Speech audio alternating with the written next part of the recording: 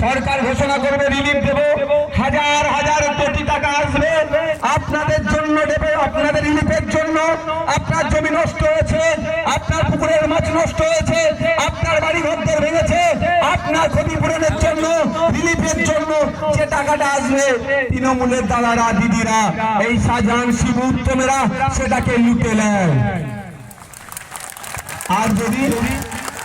আর যদি কংক্রিটের বাঁধ নির্মাণ করে দেওয়া হয় তাহলে আর অন্তত 100 বছর এই উপকূলীয় এলাকার মানুষকে ওই ঝড় আসবে, ওই বুলবুল আসবে, ওই আফান আসবে, ইয়াস আসবে, আরো কত কি আছে, আইলা যেভাবে ক্ষতি হচ্ছে সেই অর্থে আর ক্ষতি হবে না। আমরা মানুষের কথা ভাবি। তাই আপনাদের বলবো, যদি আগামী দিনে চান পার্লামেন্টে গিয়ে বসিরহাট লোকসভার মানুষের চা পাওয়ার কথা, অভাব অভিযোগের কথা উত্থাপন করতে চান, তাহলে আর অন্য কোন সিম্বলের দিকে তাকানোর দরকার নাই। সকাল সকাল যাবেন, জুন মাসের 1 তারিখে গিয়ে আপনার ইভিএম মেশিনের সামনে দাঁড়াবেন, যেখানে খাম চিহ্নটা দেখবেন ওই বাটনটাকে আপনারা জোর করে প্রেস করে দেবেন, বাকি দায়িত্বটা আমাদের দিয়ে ছেড়ে দেবেন। এখানে কম করে আজকে 1000-10 মানুষ আছে তো নাকি? তাই তাহলে হাতটা তুলেন তো দেখি একবার ভাই। আচ্ছা, যারা দূরে আছেন আমাদের লোক কি করে বুঝবে? তাহলে হাতটা তুলেন তো, গরমের চোটে ওই ছাদর উঠে গেছে। মায়েরা আছে তো নাকি? কম করে 1000-10 মানুষ আছে তো এখানে। আপনাদেরকে আজকে একটা দায়িত্ব দেবো, নিতে পারবেন? একটু দায়িত্ব নিতে হবে। এখানে যারা এসে উপস্থিত হয়েছেন বসুন, এখানে যারা এসে উপস্থিত হয়েছেন আপনারা অনেক বাধা বিপত্তিকে উপেক্ষা করে উপস্থিত হয়েছেন, আপনাদেরকে একটা দায়িত্ব নিতে হবে। সেই দায়িত্বটা কি? আপনারা আজ থেকে এখানে বিদায় যখন নেবেন, বক্তব্য যখন শেষ করে দেব, আপনারা দায়িত্ব নিয়ে কম করে 10 জনকে তৃণমূল এবং বিজেপির বিরুদ্ধে ভোট দেওয়ার জন্য, আইএসএফ এর পক্ষে যাতে ভোট দেয়, তৃণমূল বিজেপিকে পরাস্ত করার জন্য, এই শুভেন্দু অধিকারীকে পরাস্ত করার জন্য, এই অভিষেক ব্যানার্জির চাকরি ছেড়ে সরকারকে পরাস্ত করার জন্য, বাচ্চাদের মিড ডে মিলের চুরি সরকারকে এই পরাস্ত করার জন্য, এই বেকারত্বের শীর্ষে আমাদের দেশ এগিয়ে যাচ্ছে, যারা বেকারত্ব বাড়াচ্ছে কেন্দ্রের এই বিরুদ্ধে সরকারকে পরাস্ত করার জন্য 10টা করে মানুষকে বুঝিয়ে ইন্ডিয়ান সেকুলার ফান্ডের পক্ষে ভোট করানোর জন্য দায়িত্ব তুলে নেবেন ভাই, নেবেন ভাই? 10 জন করে দায়িত্ব, কম করে 10 জন করে, তাহলে তো 1 লাখ ভোট এমনি সন্দেশখালী থেকে আমরা পেয়ে যাচ্ছি। আপনারা যদি দায়িত্ব তুলে নেন, কম করে 1 লাখ ভোট সন্দেশখালী থেকে আমরা পাচ্ছি। আপনাদের অনুরোধ করব, আপনারা দায়িত্ব নিন, দায়িত্বশীলতার পরিচয় দিন। আগামী দিন আপনাদের হয়ে বিধানসভা লোকসভার মধ্যে বলার লোককে আপনারা তৈরি করুন। অন্যথায় কি হবে? কাকে পাঠিয়েছিলেন বিগত দিনে বলুন তো? যখন পার্লামেন্ট থেকে জনগণের মধ্যে বিভাজন করার জন্য সিএ বিলটা পাস হচ্ছিল, তখন তার ভূমিকাটা কি ছিল জানেন আপনারা? কি ছিল? নতুন করে বলতে হবে নাকি? ভোট দিয়েছিল কি দেননি আপনারা ভালো করে জানেন। শুধু তাই নয়, এখানে তো কৃষকরা বেশি আছেন, কিছু মৎস্যজীবীও আছে। কৃষকদের বিরুদ্ধে পার্লামেন্ট থেকে মোদী সরকার যেভাবে সেই ব্রিটিশরা নীল চাষের মাধ্যমে চাষিদেরকে যেভাবে শোষণ করত, চাষিদেরকে যেভাবে অত্যাচার করত, এই প্যাটার্নে আবার নতুন করে পশ্চিমবাংলা সহ সারা দেশের কৃষকদেরকে শোষণ করার জন্য যে বিলটা নিয়ে এসেছিল তার বিরোধিতা করার জন্য আমরা কথা বলেছি।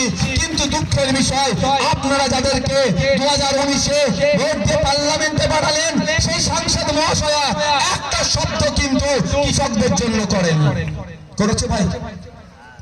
এখানে তো কৃষক পরিবার বেশি আছে নাকি? তাই সময় এসেছে, আমরা ভুলে যাচ্ছি না। রেখা পাত্র মহাশয়া এখন যে দল থেকে তিনি প্রতিনিধিত্ব করার জন্য বসিরহাটে যিনি তাকে মনোনীত করেছে, সেই রেখা পাত্র মহাশয়ার দলকে আমরা ভুলে যাচ্ছি না। পশ্চিমবাংলা কৃষি প্রধান রাজ্য, আমাদের ভারতবর্ষ কৃষি প্রধান দেশ, কৃষি প্রধান রাজ্য, কৃষি প্রধান দেশ হওয়ার পরে কেন্দ্র সরকার যেভাবে কৃষকদের বিরুদ্ধে বিল পাস করিয়েছে, আমরা কৃষকরাও কিন্তু এই কেন্দ্র সরকারের এখন যারা প্রতিনিধি আছে তাদেরকে কিন্তু ভোটের মাধ্যমে জবাব দিয়ে দেখিয়ে দেব। আপনি ভোট দিয়ে পার্লামেন্টে পাঠালেন কৃষকদের যাতে উন্নতি হয়, আর আমরা কি দেখলাম, যাকে ভোট দিয়ে পার্লামেন্টে পাঠিয়েছি, কৃষকদের বিরুদ্ধে যখন বিল পাস হয়েছে তিনি চুপ করে আছেন। তাই জবাব দিতে হবে না। আর রেখা পাত্র মহাশয়া এখন অনেক ভালো ভালো কথা বলছেন, তাকে আমি সম্মান জানিয়ে বলছি। ব্যক্তিগত লড়াই তার সাথে আমার নাই, কিন্তু আপনার দল বর্তমানে আপনি যে দলে আছেন, আপনার দল আমার কৃষক ভাইদের বিরুদ্ধে বিল পাস করিয়েছে। তাই পশ্চিম বাংলার কৃষকেরা, সন্দেশখালীর কৃষকেরা, বসিরহাটের কৃষকেরা আপনার বিরুদ্ধে, আপনার দলের বিরুদ্ধে ভোট দেবে। তখন আপনার দলের বিরুদ্ধে ভোট দেবে।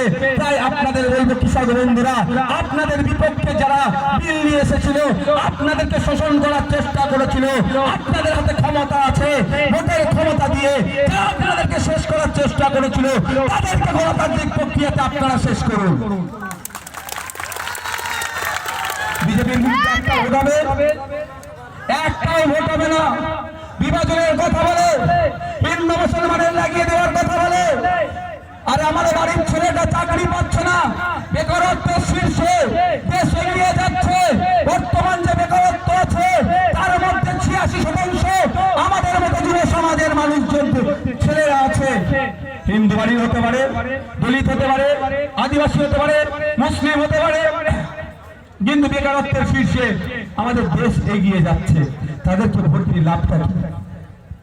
যে বলেছিল বছরে 2 কোটি চাকরি দেব, চাকরিতে দূরের কথা, এই শুভেন্দু অধিকারী মহাশয়ের নেতারা বলেছিল বছরে 2 কোটি চাকরি দেব, এখন চাকরিতে দূরের কথা আরো ছাঁটাই হচ্ছে।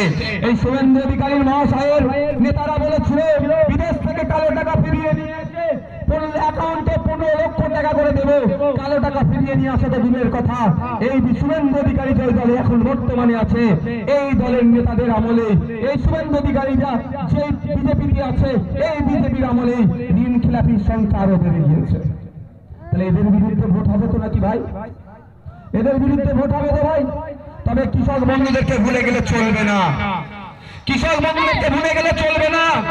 সারা দেশের কৃষকরা যখন এই কৃষি বিলের বিরুদ্ধে আন্দোলনে নেমেছিল, তারা যখন ভারত বন্ধের ডাক দিয়েছিল, ইন্ডিয়ান সেকুলার ফ্রন্ট কৃষকদের স্বার্থে ভারত বন্ধকে সফল হওয়ার জন্য সমর্থন শুধু জানায়নি, আমরা রাস্তায় নেবে এই ভারত বন্ধকে সফল করতে চেয়েছিলাম।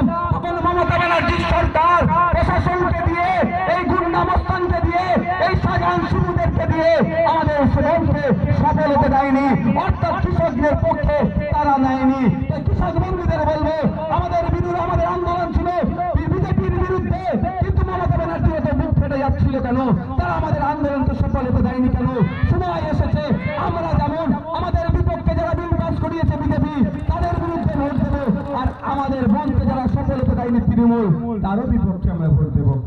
আমি ভেবে পাই না আন্দোলন করে তো বিজেপির বিরুদ্ধে মমতা ব্যানার্জি মহাশয় এত কষ্ট হয় কেন?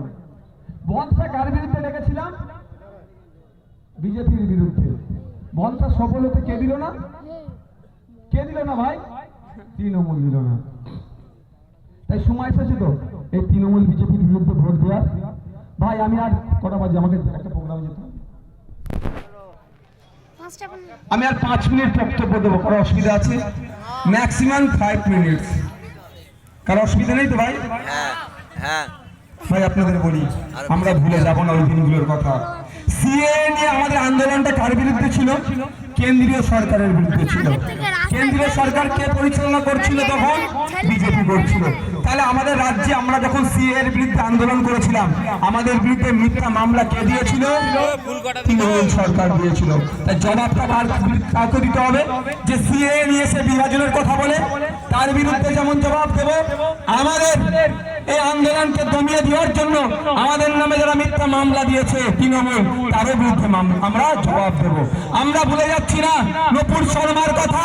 নূপুর শর্মা যখন হযরত মুহাম্মদ সাল্লাল্লাহু আলাইহি সাল্লামকে নিয়ে বাজে মন্তব্য করেছিল, কুমন্তব্য করেছিল, আপত্তিজনক যখন মন্তব্য করেছিল, পশ্চিম বাংলার ধর্মপ্রাণ মুসলিমরা যখন এর বিরোধিতা করেছে, মমতা ব্যানার্জি তখন আমাদের বলেছিল যে আন্দোলন দিল্লির বিষয়, দিল্লিকে আন্দোলন করুন। সেই জন্যই আমরা আমাদের পক্ষ থেকে আক্তার রহমান বিশ্বাসকে আমরা দিল্লি পাঠাবো, আমরা দিল্লিতে আন্দোলন করবো, আমরা মাঠে মাঠে আন্দোলন করবো। আমাদের দিল্লিতে লোককে পাঠাতে হবে। মমতা ব্যানার্জি কি বলেছিল?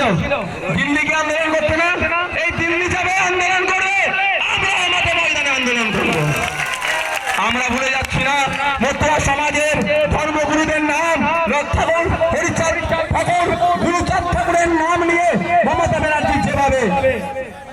অপমান করেছে, আমরা মতুয়া সমাজের মানুষেরাও এর জবাব দেব, মুসলিম সমাজের মানুষেরাও এর জবাব দেব। হবে তো নাকি ভাই? সকলে ভালো থাকবেন, সুস্থ থাকবেন, বিদায় নেন। বিদায় নিবেন যে আপনারা শুনতে তখন কয়েকটা কথা, আস্তে আস্তে বিদায় নেন। আর এই গ্রাউন্ডের মধ্যে কেউ আসবে না।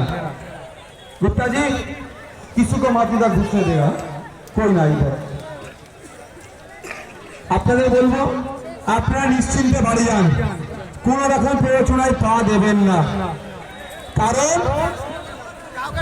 সম্রাট আজকে জেলের ভাত খাচ্ছে। সম্রাটের চালা যদি মনে করে শওকত মোল্লাকে বাঁচিয়ে নেবে, এটা মাথায় রাখবেন। শওকত মোল্লা যদি বাঁচিয়ে নিতে পারত তাহলে সম্রাট কি বাঁচিয়ে নিত?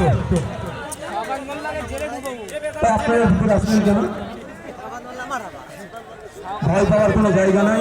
ভাই ভলেন্টিয়ার যারা আছেন, মিডিয়া বন্ধু ছাড়া সকলকে বার করে দেবেন। আমি এখান থেকেই বলে দেবো, কোনো কোশ্চেন যদি থাকে। সকলে ভালো থাকবেন, সুস্থ থাকবেন, আপনি আস্তে আস্তে বিদায় নিন। তবে আমার একটা অনুরোধ, যে ভোটের জন্য নিজেদের মধ্যে মারামারি হানাহানিতে জড়িয়ে পড়বেন না। ভোট আসবে যাবে, নেতারা আসবে যাবে, কিন্তু এই ভোটের জন্য নিজেদের মধ্যে মারামারি হানাহানিতে একদম জড়িয়ে পড়বেন না। দিনের শেষে প্রতিবেশী, দিনের শেষে আমরা আত্মীয়তা সম্পর্ক আছে, দিনের শেষে আমরা কাকা ভাইপোর সম্পর্ক, দিনের শেষে আমাদের চাচা ভাইপোর সম্পর্ক, এটা আমাদের মাথায় রেখে চলতে হবে। আপনারা যারা এসেছেন আস্তে আস্তে বিদায় নিন। মিডিয়ার বন্ধু যদি কোনো কোশ্চেন তাই করতে পারেন, আমি এখান থেকে উত্তর দিয়ে দিচ্ছি। আমি এখানে বেশিক্ষণ দেখতে পারবো না, পরের প্রোগ্রাম আমাদের যেতে হবে। আমার গাড়িটা কোথায় আছে? এই গাড়িটা নিয়ে স্টেজের কাছে চলে আসো তো। কোথায় গাড়ি আছে? নিয়ে আসতে বলো, ফোন করো। ভাই কারো কোনো কোশ্চেন আছে ছোট করে?